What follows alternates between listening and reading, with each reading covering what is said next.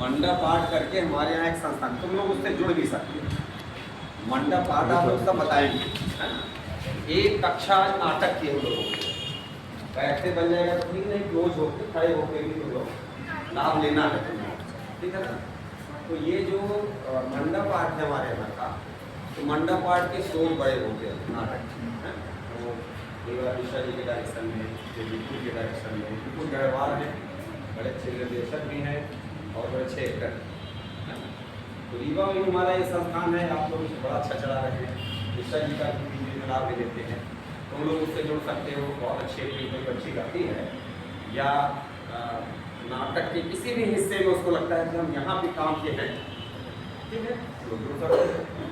पढ़ाई के साथ साथ थोड़ा सा ये भी कर सकते हैं, करना भी चाहिए। हम लोग तो पढ़ते हैं सब तक। तो ज्ञान का मतलब क्या होता है?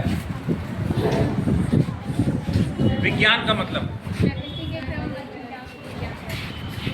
किसी भी चीज के क्रमबद्ध ज्ञान को विज्ञान कहते हैं।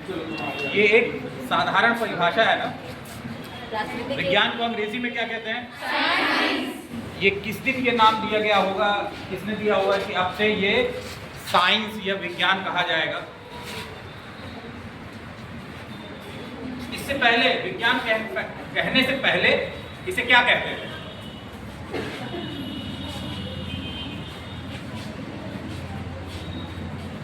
जैसे जब बच्चा छोटा रहता है तो उसका बचपना होता है, फिर थोड़ा बड़ा होता है तो उसे कहते हैं बालक है, अभी थोड़ी बुद्धि आई है। फिर थोड़ा और बड़ा होता है तो उसे तरुण कहते हैं। फिर और बड़ा होता है तो वयस्क कहते हैं। और बड़ा होता है तो प्रौढ़ कहते हैं। फिर बुजुर्ग होता है। जैसे व्यक्ति का क्रम है ना, तो ऐसे ही ये जो साइंस और विज्ञान है, ये जो शब्द है, विज्ञान कहने से पहले इसे क्या कहते हैं?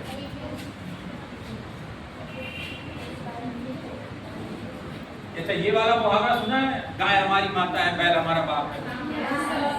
बैल क्यों बाप है? जो बोलना खुल के बोलना।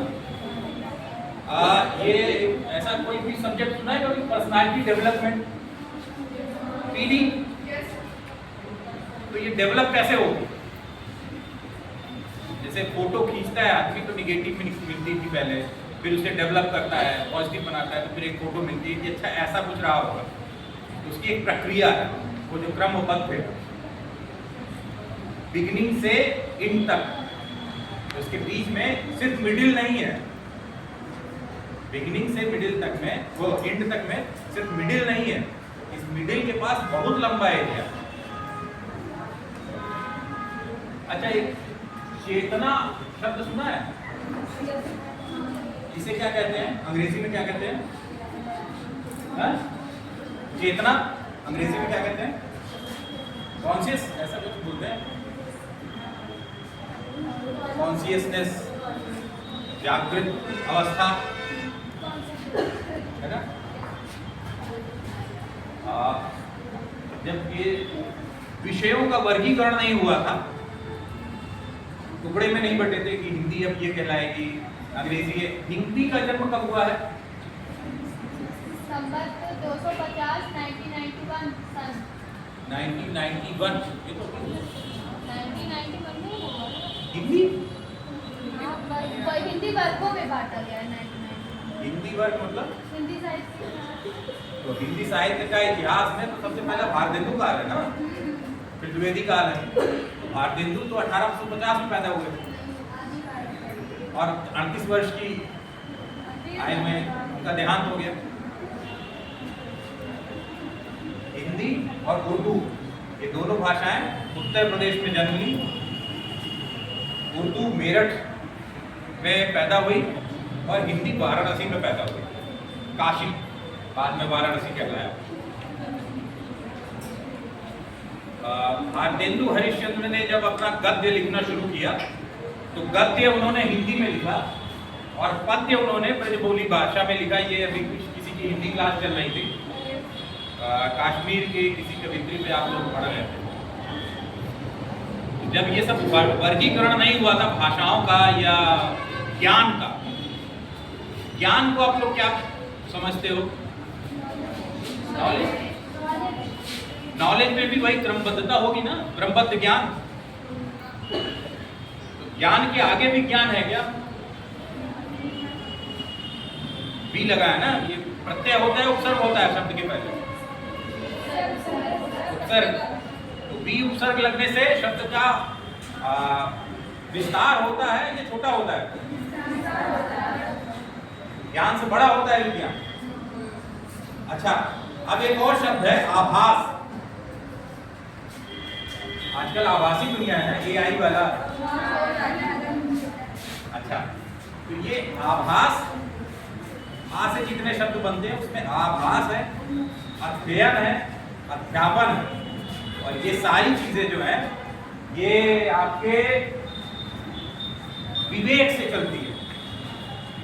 ज्ञान में तर्क है। ज्ञान जब भी आप प्राप्त करोगे उसमें एक प्रश्न होगा और एक उत्तर होगा। जो आप स्कूल में आते हो सिर्फ एक प्रश्न और उत्तर खोजने के लिए आते हो। जब विज्ञान आएगा तो उसमें एक आभास होगा, और वो विज्ञान प्रयोग से आएगा, एक्सपेरिमेंट से आएगा, अल्टरनेटिव सोच से आएगा। अल्टरनेटिव सोच क्या समझ पाएंगे? अल्टरनेटिव क्या है? विकल्प। विकल्प मतलब हम दाहिने हाथ से लिखते हैं, इसका विकल्प कुछ होगा, बाएं हाथ से लिख सकते हैं, और कुछ विकल्प है इसके अलावा, दाएं हाथ बाएं हाथ। कुछ लोग पांव से लिख लेते हैं, बहुत प्रैक्टिस करें तो पांव से लिख लेते हैं। और बुद्धिजीवी हुए, बुद्धिजीवी मतलब कि कुछ और विशेषज्ञ हुए तो वो दूसरे को बुला सकते हैं कि आओ मैं बोलता जाता हूं तुम लिख लो। महर्षि वेद व्यास बहुत बुद्धिजीवी थे ना, तो उन्होंने गणेश जी को लगाया कि भाई आप महाभारत लिख डालो, मैं बोलता जाऊंगा आप उसे लिखते जाओ। तो जब ये विज्ञान शब्द नहीं था तब इसे चेतना कहते थे, और पहली भाषा जो है लिखने, पढ़ने, समझने, दुनिया को जानने में, वो है दर्शन, फिलॉसफी, जिससे हर तरह की भाषा का जन्म हुआ। जब वर्गीकरण हुआ उसी से गणित निकली, उसी से ब्राह्मी लिपि निकली, उसी से प्राकृत निकला, उसी से पाली निकली लिखने की, उसी से धर्म निकला। दर्शन माने धर्म। शैव को मानते हैं, शंकर को मानते हैं, शैव धर्म के अनुयायी। वो वाला मुहावरा था कि गाय हमारी माता है, वो हमारा